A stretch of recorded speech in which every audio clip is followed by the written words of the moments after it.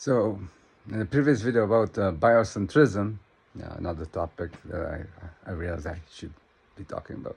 So, in the previous video about biocentrism, I said that the in biocentrism, the external world is in space-time, while in segmented aspects, the physical substrate of reality is outside of space-time. Uh, and So that may seem like on its surface like I'm just saying that, and it doesn't really make sense. Like if you look at the reality, you can't imagine a reality that is not somehow one-to-one with the physical reality as you perceive it. Like that for every particle there will be something that exists in the physical, in the objective substrate of reality. Like there's one-to-one relation between particles and things that exist, and subatomic particles as well. There will be a component, there will be an element for each. And it's basically, and the fact that it doesn't look like, I'm saying that it doesn't look, objective substrate of reality doesn't look like the reality we perceive. Well, it doesn't look like, but it's kind of similar. Well, I think that's wrong. And if you know anything about software, then you'd know how wrong that could get. How different could be the how the world in the video game looks compared to how it's being programmed. For example, in the video game, all the different trees could be just a fractal or something like that, or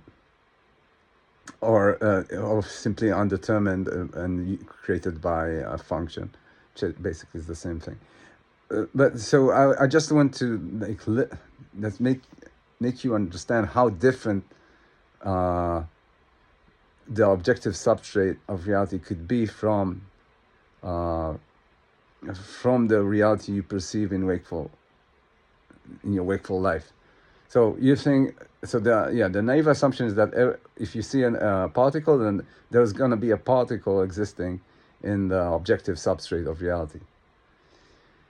Now, this isn't like, even if I don't go to the theory, this isn't even substantiated by quantum physics, where you have like spooky action at a distance, meaning that you get like entanglement, you get particles that are supposed to be unrelated actually are related, and therefore the element that they are is actually one. And then so you get like some kind of a confirmation that it doesn't, the reality you perceive, like where you have like an object in reality, three-dimensional object, and that is the something that exists there that is that object, then that's not even substantiated by quantum physics. But it can go much weirder than that. Like, again, if you think about how you do that, how you will do things in a computer game, like when you have like an enemy in a video game, you have, let's say, an enemy, and it's not that every enemy has a different class, it's usually the same program running in all of them and rendering all of them.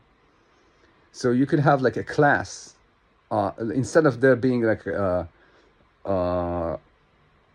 an atom for each element, and like an inside the atom all the subatomic particles, or let's say the protons and the neutrons and the quarks and whatever.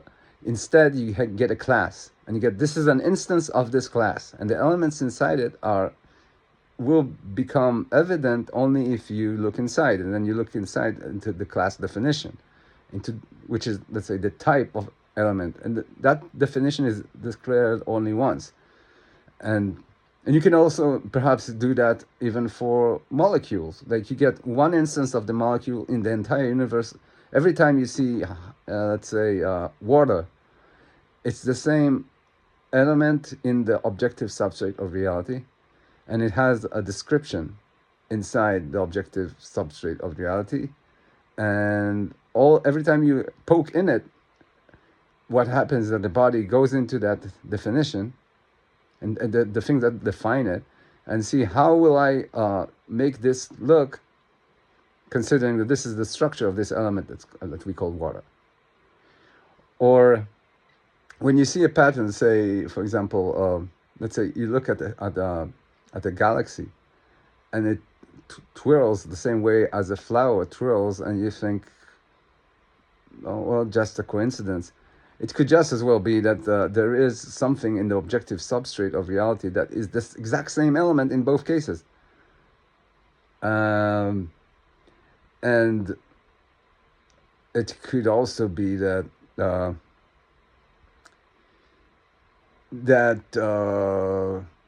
you get combinations that are defined by the objective substrate of reality, and it could be that there are no atoms or molecules at all, unless being investigated, and then they get produced. So when you look at your reality and you see it as vague as it appears, this is all there is at that point.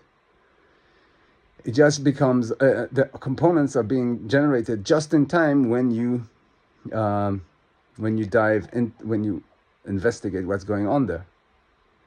And it could be that it's actually necessary for the body to function as a corporeally, because it requires the levels of freedom to be there, so that you're not like the body is confident that you evolved to be confident that you will never poke inside to see what's going on there, and therefore you can use that to allow degrees of freedom that it needs to ensure its biological equilibrium or whatnot. So, and if you don't think that serious, think about what exactly is going on in dreams.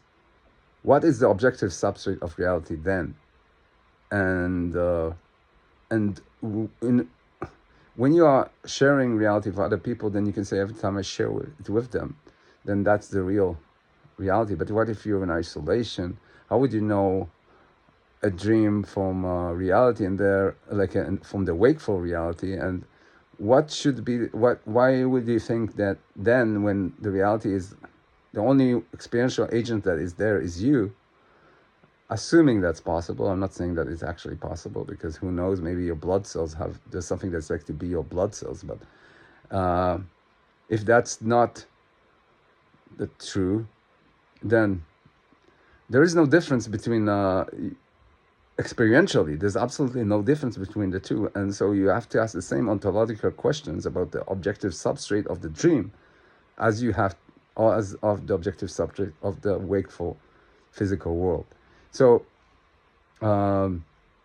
it's not just like saying it. I'm not just saying that the objective substrate of reality doesn't exist in space-time, and it's not and doesn't look like the thing that you perceive. There are various possibilities how that can actually be the case. And if you were thinking about your perception as being generated by a machine, the same way a video game produces its visuals, then it is necessarily like that. And considering that this is the only way we know how to produce anything that seems like perception, then I think it would be careless to assume, to just discard this as